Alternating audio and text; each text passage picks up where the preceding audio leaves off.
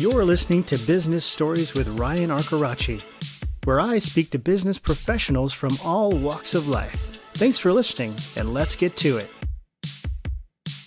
Everybody has a plan until you get punched in the face. That's a famous quote. I'm not quite sure who said it, but it's really, really powerful, and it means a lot when it comes to life and in business. And my guest today, Keith Keppner with the Keppner Boxing franchise, has seen his share of punches in business and in life, and I'm excited to talk to him. Keith, thank you for being here. Thank you so much for having me, Ryan. So, Keith, you have a pretty amazing journey into, between growing up in boxing and just dealing with your own challenges, and then also becoming this franchisor in the boxing world. So, tell us a little bit about your background as a kid growing up in the boxing world. Yeah. So initially, with my father being a professional boxing coach, but also a practicing clinical psychologist until he retired in 1994.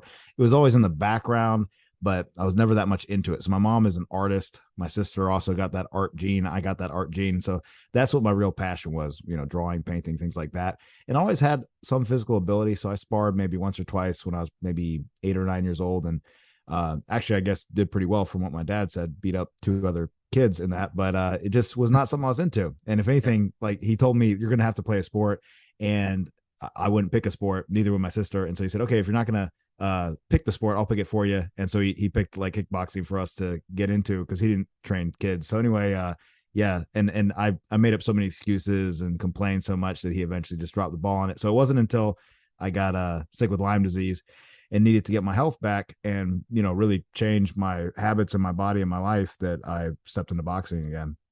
Right. What was going on in your head at that point? I mean, you're facing this condition and dealing with a lot physically and mentally as a kid, which is hard enough as a teenager or a kid just to deal with life in general at that point.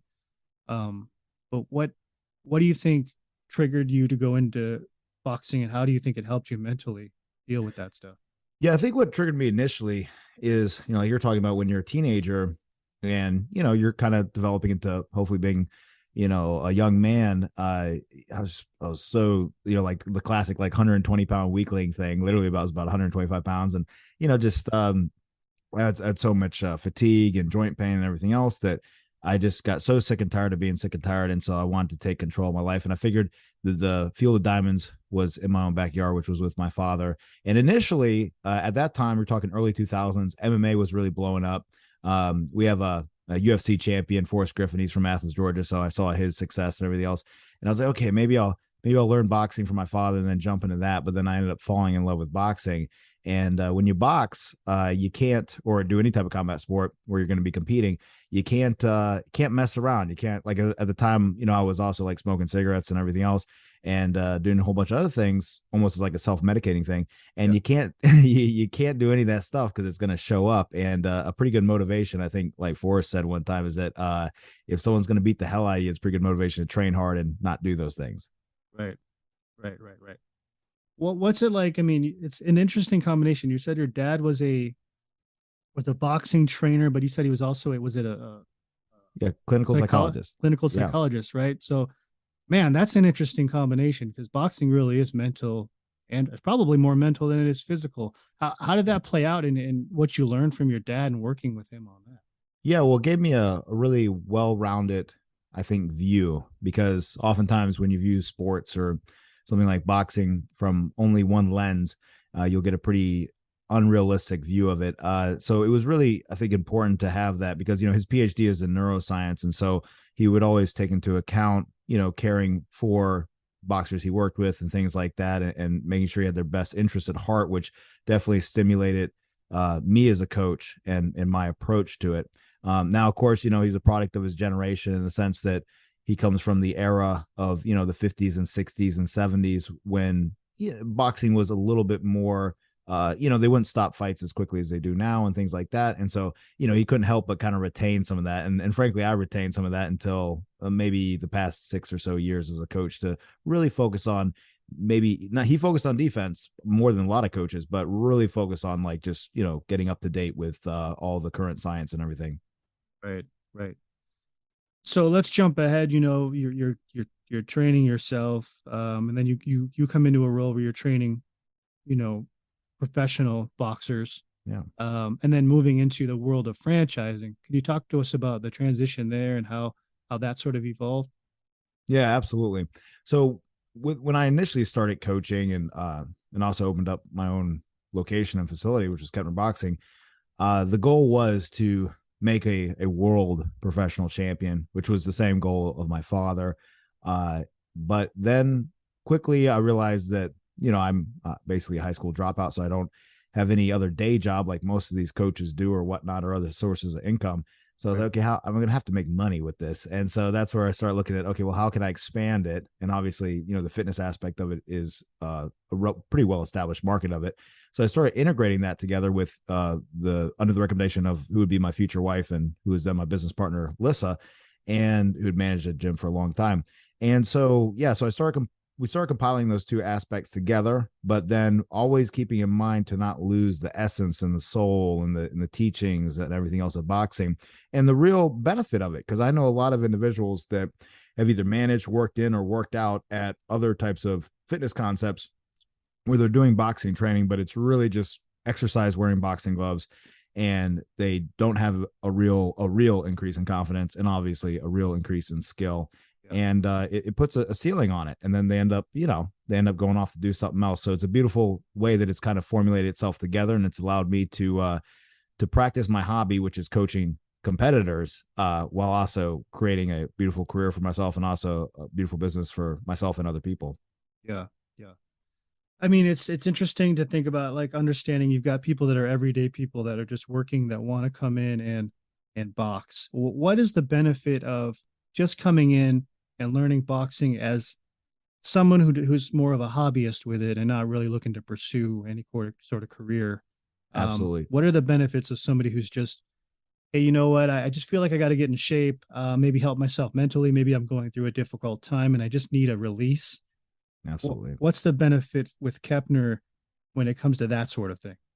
Yeah. Well, so I would say let's start mentally and go to the physical part. So the mental side is that in our current modern life, fortunately, we're not having to engage in some type of like hand to hand type combat most of the time.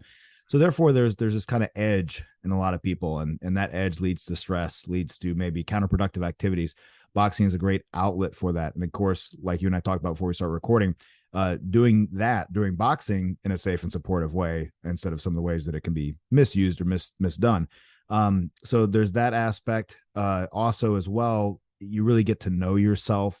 You get an absolute feeling of, as you know from doing martial arts, humility in the good ways. You start to know where you stand and know where you can go with it. And also, truly, and done again, done in the right way, leads you to respect other people more and respect yourself more. And then embracing the idea of just challenge, right? You start to build that confidence in yourself only by putting challenges in front of yourself. And when you put challenges in front of yourself and you overcome those challenges, then that is what actually builds real confidence, not just affirmations or things like that.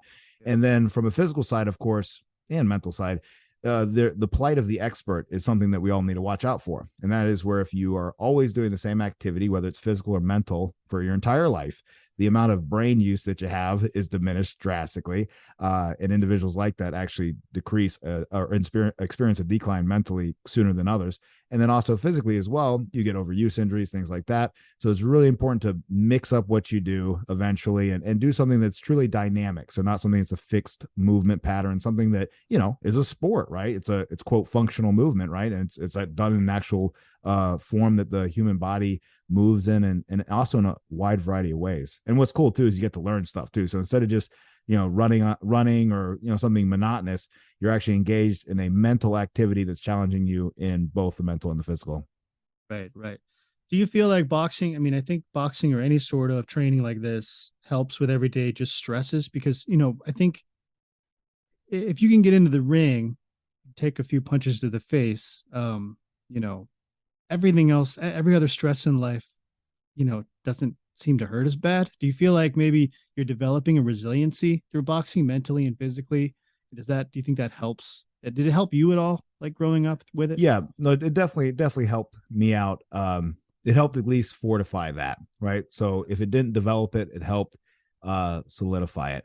And for my father, he has a very specific situation that he had in his life where boxing was really the catalyst that helped him be able to do exactly what you're saying, Ryan, which is contrast the pain and the suffering of competing in boxing with the pain and suffering that he would experience in trying to obtain his goals. And so he was, raised in a family where it was loving, but they had low expectations for him. And it was viewed, from what he was told, that his brother was a smart one, he was the dumb one. And boxing, as a young man in his teenage years, gave him the confidence to actually pursue going to college and getting a PhD in neuroscience. Wow. And it really helped him learn that fortitude, because I remember a story he told me about in one of his fights in Chicago, where he got knocked down, and I think it was the first round he got knocked down in, and his father, who loved him but had low expectations for him, motioned to him from sitting outside the ring, "Stay down, Donnie, stay down." And he thought, stay down and be like you the rest of my life. And that's where he made one of those decisions, which, changed the course of the rest of our lives. Yeah. Yeah. It's so interesting because I was actually just last night, I was watching the Mike Tyson Hulu show. And it's funny how these, he was kind of a troubled youth, and he had a lot of, a lot of problems with crime and drugs and things like that. But he turned all of that into something positive, which became boxing. Yeah. And I think those times when you're, when you're down and out, and you have to figure out a way to dig out of that trench. I think this kind of art is powerful for people that are suffering with people that are telling them they can't do it. They're not strong enough. They're too weak. They're coward. Those could be a driving force to become something bigger. And I think boxing is the channel for that, don't you think? And I think it kind of, like with Tyson's case, I think it did that for him. It evolved him into being this successful boxer and person in general. So even though those negative things are there, do you think they're kind of a catalyst for what you could be, right? Yeah. And one thing, like what father would always say, is that boxing has reformed many criminals. It's never made a criminal. Yeah. And then of course there are some that it hasn't done that for. One thing, to use the Mike Tyson story, is that, like, to your point, Ryan, you're absolutely correct that his life is probably by almost every metric in a better place than it would be if he hadn't started boxing. Right. One thing, though, is I actually use Mike as an example sometimes of what we don't want to do, at least in our system and as coaches, and for myself as a coach. And that is that, don't get me wrong, there were a lot of benefits and things that he was taught, mentally and philosophically, that were beneficial. But the challenge comes with sports is you get other incentives that are outside of the incentive of helping someone be the best human being they can be.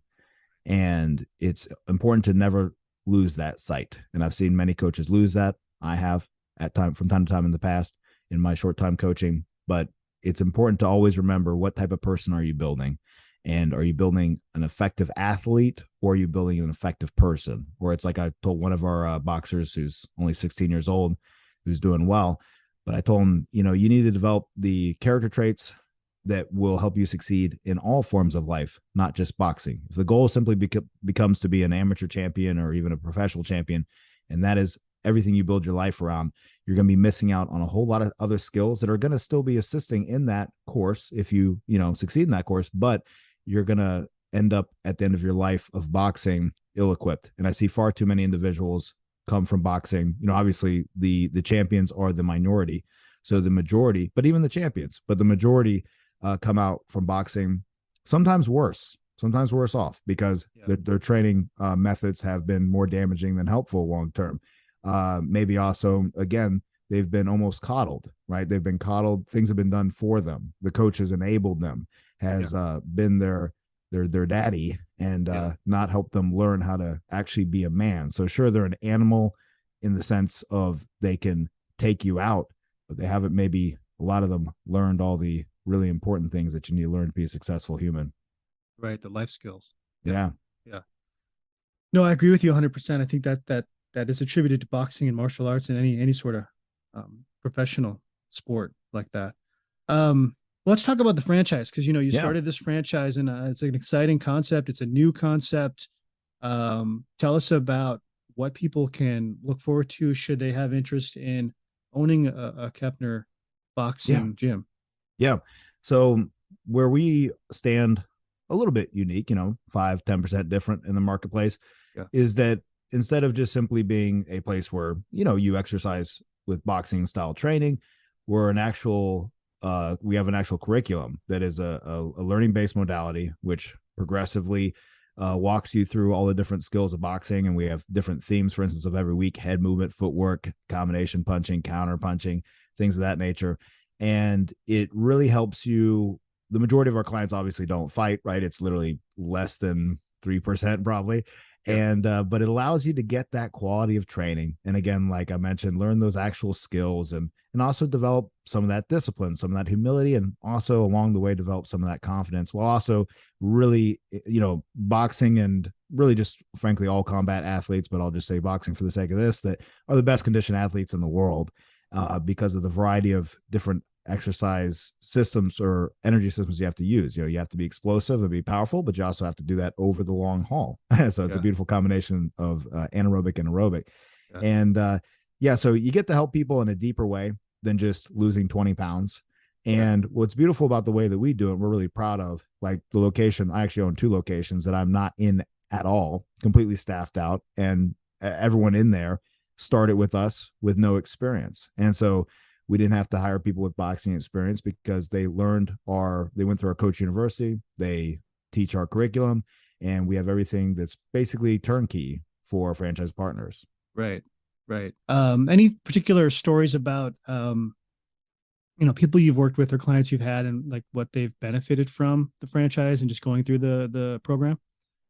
Yeah, well, yeah, quite a bit. I would say on the coaching side, though, uh, we've had, many coaches on our team go from, not knowing anything about boxing to literally being within 6 months somebody that a competitive boxer would ask for advice, and to have them work with them.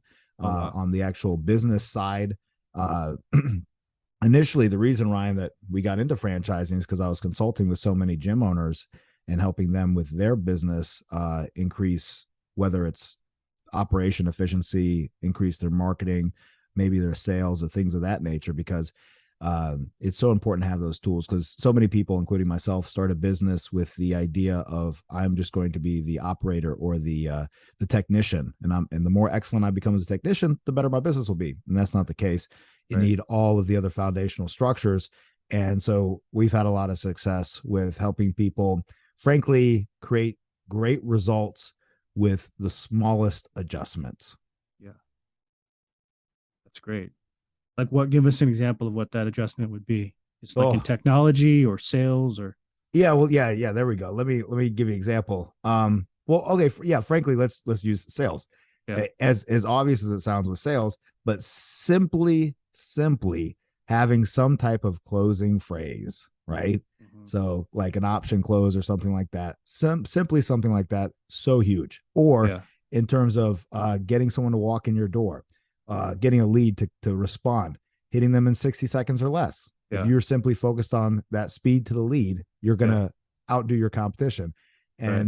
And then also as well, formulating your memberships in a way that helps incentivize someone to make an easy decision. So, really quick, not to dive too much into it, but Yeah. too often, especially people without a lot of experience, but even people with a lot of experience, sometimes will do this, where they will start reading you off the menu, right?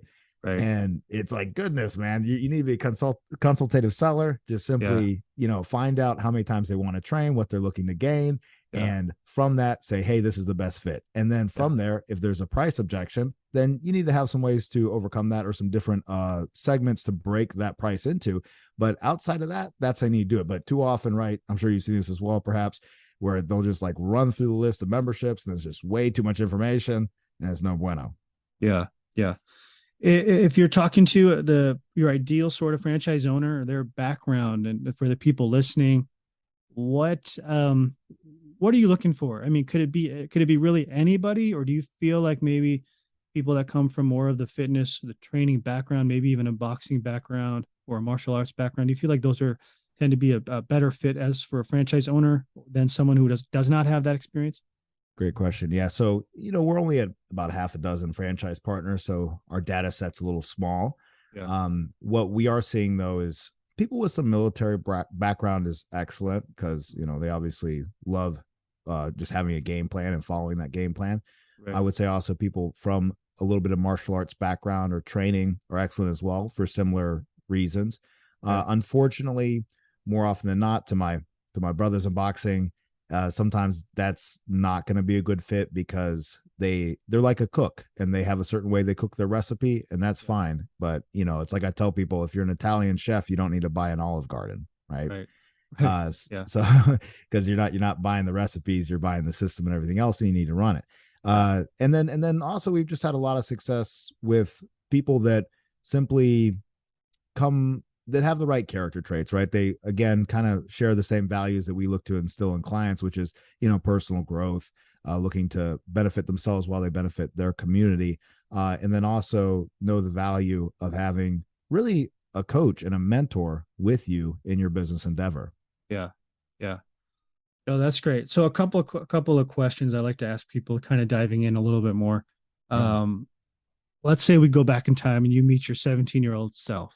Well, knowing what you know now, what you've been through now, what would you tell yourself back then?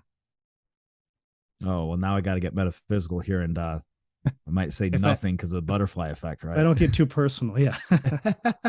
Yeah. um, well, stay the course, and one thing as well is that uh, I was very much motivated by a dark side, by anger, by Yeah. things like that, and it honestly, it gave me an edge, I think, Right. and yeah, and one thing. Oh, here we go. This would probably be the biggest thing that Yeah. I would, because this is what I end up reminding a lot of young guys and gals of, is that I think I stole this from Tony Robbins, but we tend to overestimate what we can do in a year and underestimate what we can do in 5 years or a decade.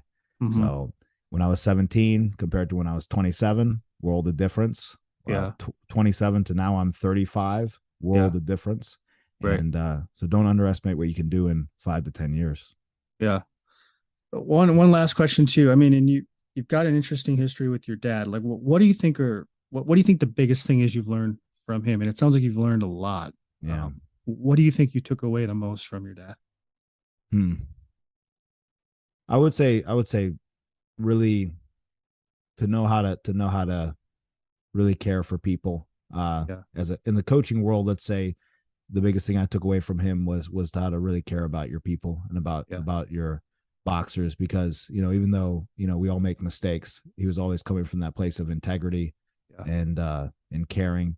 And Yeah. then funny enough, in the more personal realm, but it also applies to business, something he taught me, it's a very important skill that I do see people struggle with, specifically in positions of leadership, is, it sounds funny, it sounds bad, but being able to cut people off, being Yeah. able to draw a line in the sand, and realize that love for somebody is only special because it's exclusive.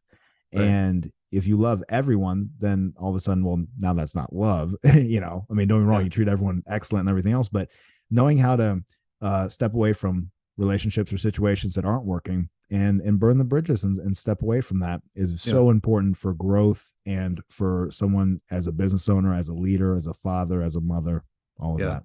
Yeah. Yeah. I think it's important to realize that there's toxicity and cutting that toxicity out so that you can lead a better life and spend it with the people that are valuable to you and you to them, I think. So That's yeah, right. that's That's awesome. right. Yeah. So this is, I mean, this sounds like a great franchise concept. Where can people reach you or find you? I know you have your website. And what's the best way to get the process started? Yeah, best thing would be probably submit your information on the website under franchising. How that process goes is we'll send you some information, a couple videos, review that, and then we'll book a call and talk about what your interests might be, what your background is, and get to know each other a little bit. Because as you know, Ryan, being in franchising, but for people that don't know this, it's really a relationship business. It's really not transactional, which is what I love about it so much, because people that are getting into this, more often than not, they're looking for a life change, a career change, looking Yeah. to really make a big dramatic impact in their own lives and other people. So it needs to be done thoughtfully and in the right way. Yeah. That's one way. And then also we're pretty vigorous on our marketing. So if you're in a state that we're looking to expand in, which is quite a few states, but definitely throughout the Sun Belt area, you'll probably see our ads. Oh, cool. Okay. All right. So it's Keppner Boxing and Fitness, established in 2013. Next year, you're coming up on your 10-year anniversary. So congratulations on that. Thank you. If you are interested in talking to Keith or anybody on the team about franchise ownership, go to the website, fill out the form, get the information, get the process rolling. I think you guys are going to be blowing up in the next few years. So I look forward to seeing you there. And thanks again, Keith. Have a great day. Thank you, brother. Did you enjoy this episode? I hope so. If you want to support the podcast, you can go to buymeacoffee.com/Ryan Says Thanks. Your support is appreciated. And hey, even if you don't buy me a coffee, I'm happy to have you listening. So keep it up, and thanks again.